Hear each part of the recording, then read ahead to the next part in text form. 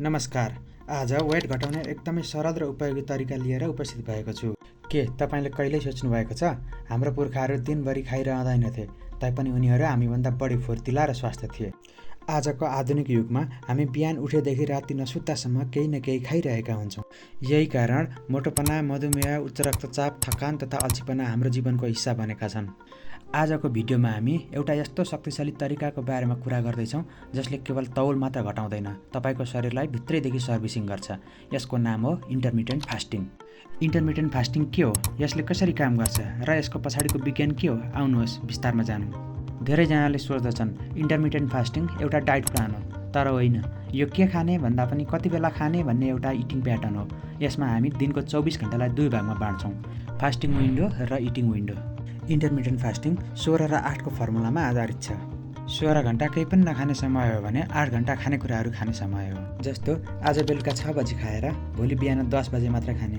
यो बिचको 16 घण्टाको अवधिमा पानी वा चिनी बिनाको कालो चिया बाहेक केही पनि खान मिल्दैन। त्यस्तै बिहान 10 बजीदेखि बेलुका 6 बजी बिचको 8 घण्टाको समय भनेको खानेकुरा खाने समय हो। यो बिचको अवधिमा 2 देखि 3 पटकसम्म स्वास्थ्यवर्धक खानेकुराहरू खान सकिन्छ। अब कुरा गरौँ फास्टिङ विन्डोको। धेरैलाई लाग्छ कि फास्टिङ विन्डोमा भोकै बस्नु भनेको शरीरलाई दुःख दिनु हो, तर विज्ञान भन्छ यो शरीरलाई स्टोरेज मोडबाट रिपेयर मोडमा लैजाने एउटा अनिवार्य प्रक्रिया हो। फास्टिङ विन्डो त्यो समय हो जब तपाईँ क्यालोरी भएको कुनै पनि खानेकुराहरू खानुहुन्न। सामान्यतया यो अवधि 16 घण्टाको हुन्छ।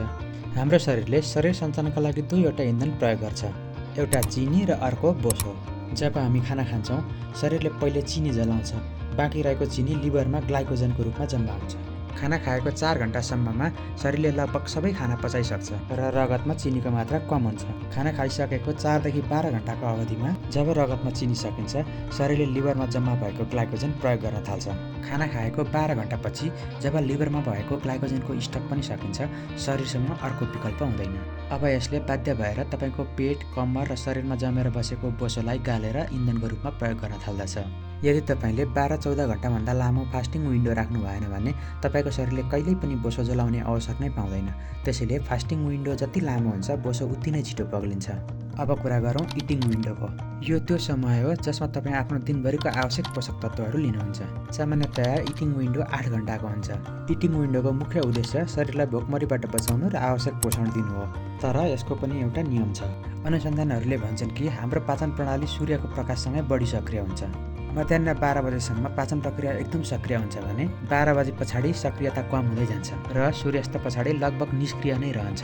त्यसैले एउटा निश्चित समयमा मात्र खाना खाँदा हाम्रो मेटाबोलिजम बलियो हुन्छ। जब तपाईँको खाने समय सीमित हुन्छ, तपाईँले नचाहिँदो जङ्क फुडहरू खाने सम्भावना कम हुन्छ।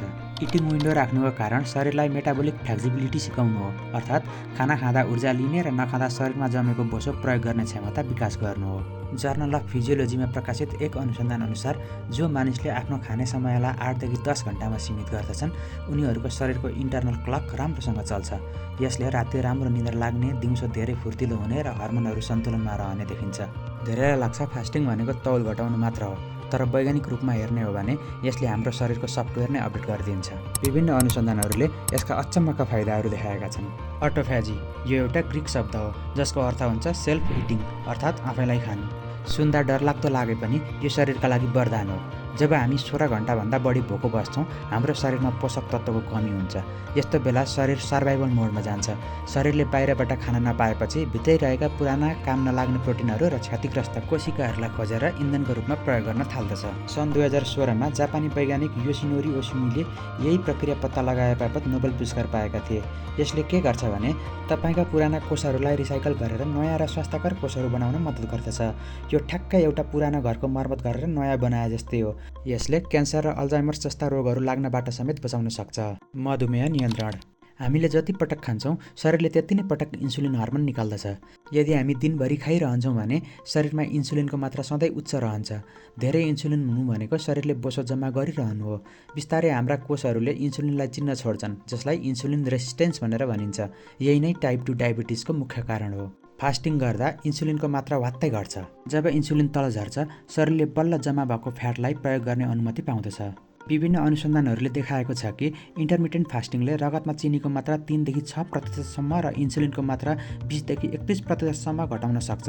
यसले गर्दा तपाईँको शरीरले चिनीलाई ऊर्जामा बदल्न फेरि प्रभावकारी रूपमा सिक्दछ। मुटुको स्वास्थ्य।